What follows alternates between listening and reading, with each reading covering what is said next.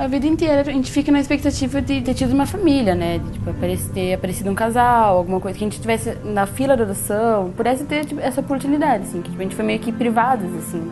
Até os meus 10 anos, 10, 11 anos, meu objetivo era ser adotada, assim, um sonho que eu tinha de criança. Que eu via os outros indo, assim, era uma coisa que eu queria. Só que daí depois disso eu perdi como se fala? A esperança. Eu tive a oportunidade de ser adotado, mas não pude porque o juiz não deixou. Jovens que cresceram em abrigos cobram agora na justiça uma resposta e uma indenização por terem perdido a chance de ter uma família. Iniciativas como essas já aconteceram em alguns locais, mas ainda são raras, segundo os tribunais. Um dos exemplos mais recentes acontece aqui em Curitiba, com um grupo de 14 jovens da Associação Paranaense Alegria de Viver. São jovens que passaram 10, 15 e até 20 anos nos abrigos. Muitos ainda continuam nesses locais. É um projeto chamado MONACI, Movimento Nacional das Crianças Inadotáveis, que visava justamente tentar proteção e conseguir provimento jurisdicional para as crianças que se encontram num limbo judiciário atualmente conhecido como as inadotáveis, né? Então, esse projeto dela era justamente focado nessas crianças que estão abrigadas há muito tempo, foram negligenciadas pelo poder público, não tiveram seus nomes inscritos no cadastro de adoção e, por conta disso, hoje em dia elas se encontram envelhecendo nos abrigos à revelia de qualquer instituição pública que deveria ter a obrigação de cuidar desses processos para que elas recebessem, né, o direito à adoção e pudessem ser encaminhadas para uma família substitutiva. Não existe nada melhor para criar uma criança do que uma família. A institucionalização, o abrigamento, não traz nenhum benefício para o desenvolvimento infantil e só traz prejuízos. Muitos desses jovens não tinham nem sequer um processo, ou seja, são crianças que cresceram praticamente esquecidas e invisíveis aos olhos da justiça.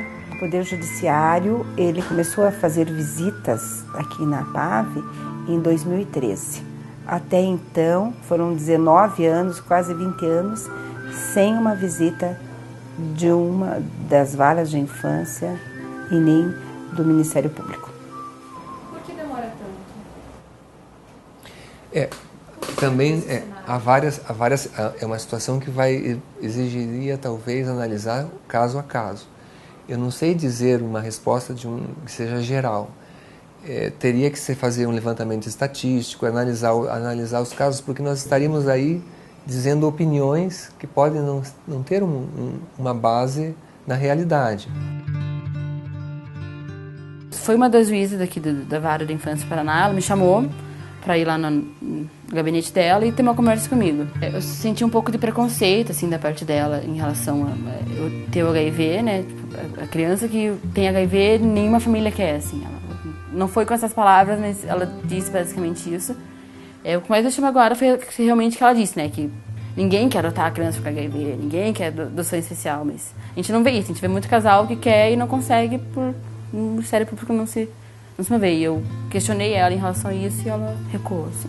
Bom, a maioria das situações é no seguinte sentido: o Poder Judiciário ele é extremamente preconceituoso com relação às crianças que têm uma idade avançada, estão abrigadas, que têm, às vezes, são portadoras de uma doença considerada grave. E por esse motivo, o próprio entendimento incutido na cabeça do operador do direito que está dentro do Poder Judiciário é de que essa criança não vai conseguir encontrar uma família.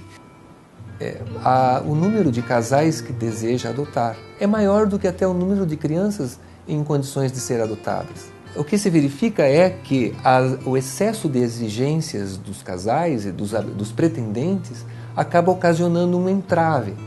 Conheço casais que adotam crianças, né, com hemiplegia, com paralisia, com não sei o quê, crianças, eu tenho visto com HIV, né, a gente tem situações aqui na PAV, a gente sabe disso. Eu estou querendo adotar uma, né, além do HIV, ainda com um déficit mental.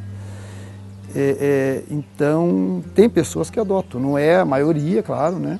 Muitos estrangeiros também fazem adoções especiais, concordo até com isso, que tem já, né, depende de uma outra cabeça também, mas tem brasileiros que adotam, só que essa criança só pode ser adotada quando a justiça botar na fila de adoção. Como é que eu vou adotar uma criança que não tem processo? Então, a gente está entrando com esse processo, eu apoio totalmente, acho muito correto, porque a gente vive, agora não tem mais, mas a gente viveu isso, assim, então, tipo, a gente sofreu na pele e agora a gente quer que o governo sofra as consequências, assim.